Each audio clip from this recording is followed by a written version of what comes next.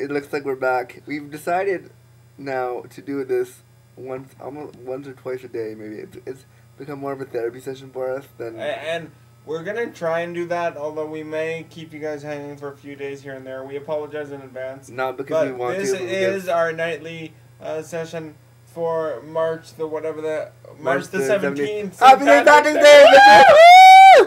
Anyway, that's just giving me an idea for a rant, but we'll get to that in a minute. But first, I'd just like to thank everyone on behalf of the Gurs and I. Yep. For doing all of your posting and subscribing to our videos, because really, if we didn't have any of those, we probably wouldn't be doing this right now. Yes, we would. Don't lie. Don't even lie. I know, but I'm trying to appeal to our viewers. Don't even lie. I'm trying to make them feel like they belong. They don't belong. They do. You guys are amazing. David Farrell, you're number one right now. Yeah, David Farrell, you're. We are gonna meet with you in Ottawa next Tuesday. Next Tuesday. We're really. I'm kind of intrigued about your whole myelination thing, myelination of the spinal cord. Kind of want to hear about that. It's very true. We don't pretend to be our smart students. Or science students. We watch ER because we think that we know what we're talking about, but we don't. ER. For those of you who don't know, my birthday just passed, and my parents, and I was very excited, Andrew. My parents got me ER season 1 and 2 for my birthday, and I have to say, ER season 1 was some classic TV. 1994, like the dirty, like George Clooney, 1994, pre-Batman, Michael Clayton, Oceans 11 through 26. Like, he was in Batman, the poor man. I know. That was the word. Oh my God. He must have needed a lot of money because, wow. It's very true. It was a very, very, very bad Batman. So, one of the things that I wanted to bring up just briefly, we went on YouTube today and we were bumming around. We were kind of uploading videos and talking and figuring out what to talk about tonight because we're getting a lot of responses. So we kind of want to have a little bit of a theme. Not much. We like the ad-libbing because it's pretty hilarious. It's just Tim and I talking. But we were going around on YouTube and we found something that kind of struck me a little bit. And I was kind of upset. We wanted to talk about... Not upset in a bad way. Just got us both thinking in it slightly. Anyway, sorry, I interrupted. No, this is for how ad-libbing works, too. I know, just go. So, basically what it was there was this girl with CP, I think, cerebral palsy. She was about 9, maybe? I don't even know. Anyway, it was a montage of her being like, oh, I have CP and life's so difficult. Feel sorry for me, yada, yada, yada. And if you're out there and you're watching that, we're not making judgment or anything. We're just saying we acknowledge full well that it's very, very hard for a lot of people. We're just laughing at you because it was really... But what we don't like is the over-dramatization of the disability. I mean, she had, like, hearts around herself. She had, like, the picture of her in the neonatal unit, like, the picture of her dad carrying her because she was disabled. She had the whole thing, which is great. But come on, the disability is not your whole entire life. Yeah, no. Andrew and I have both been able to laugh at ourselves because, frankly, getting stuck in an elevator is absolutely hilarious. Or waiting for a cab in the wintertime when you're trying to get back from the bar after you tried to pick someone up and you couldn't. It's really... Or maybe Andrew and I will one day regale you guys with the tale of when we tried to go to McDonald's, just the two of us. And you know what? I think this calls for that right now.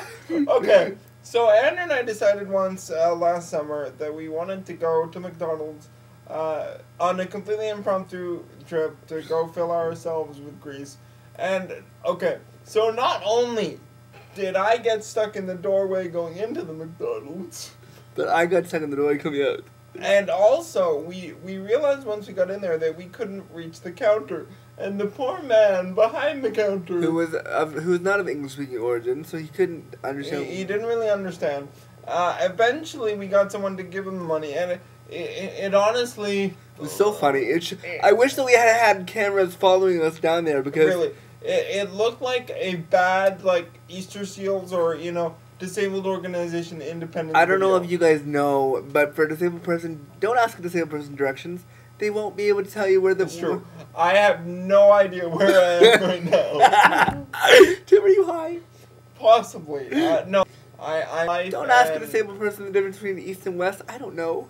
Yeah. I know it's a directionality, but I don't know where it is. The only reason I know left and right is because I know my left hand works, see working high, and my right hand doesn't. You put your right hand in. Apparently we did. Anyway, but now, because David Farrell pointed out that the camera is most often on the GERS here, I'm going to go on a little rant. But explain to David Farrell why the camera's always on GERS. Well, the camera's always on GERS because I cannot reach the play button on Andrew's computer. Look at Tim's fingers and look at my finger. Hi. Play. I can't reach. See, I can press way play. back here. Woo! Distance. So, no, I just like to go on a rant, and the subject of my rant is, being that it is St. Patrick's Day, is the myth that disabled people don't drink. I've had a lot of people come up to me and be like, "Wow, you can't drink in a wheelchair," and they just don't do that. Well, I'm also a 23-year-old guy who was raised by a South African and a Scotsman, and if there's one thing I do, it's drink alcohol. And I'm not endorsing heavy drinking, and we've all been there. Andrew has seen me in varying states of cohesiveness. Have I fucking read it? And I've seen Andrew in... Just a side note, when Tim said he was being raised by a South African and an Irishman, Scotsman. Same thing, really. Scotsman, No, Scotsman. That means he's an alcoholic. Anybody watching this, please call Narcanon right now. That's 1-800-NARCANON. Narcanon? What are you... Anyway, back on me, my rant! So, yeah, no, I just like to kind of dispel that myth, because it's a myth that I think, much like the disability and sexuality thing, which we talked about yesterday, it's a myth that a lot of people have through no fault of their own. You know, a lot of kind of the, I guess, standing societal view was that disabled people don't drink, but we are university students, and Andrew and I have both been under the influence of many things. Influence of many substances.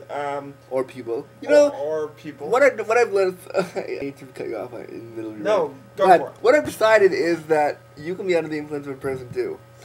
Tim, Absolutely. Tim knows this just as well as I know. When you like somebody, especially when you're disabled, you give it all or nothing. And I think the reason why you do that is because you're so scared of rejection that if you don't put your whole fucking shit bag out there, then they're not going to accept you. It's very, very true. So, when Tim and I liked this guy for about 3 years ago now.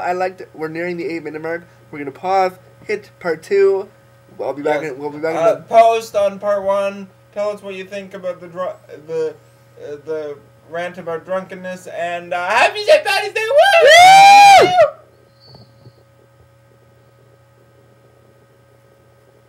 We have no lives. It's great.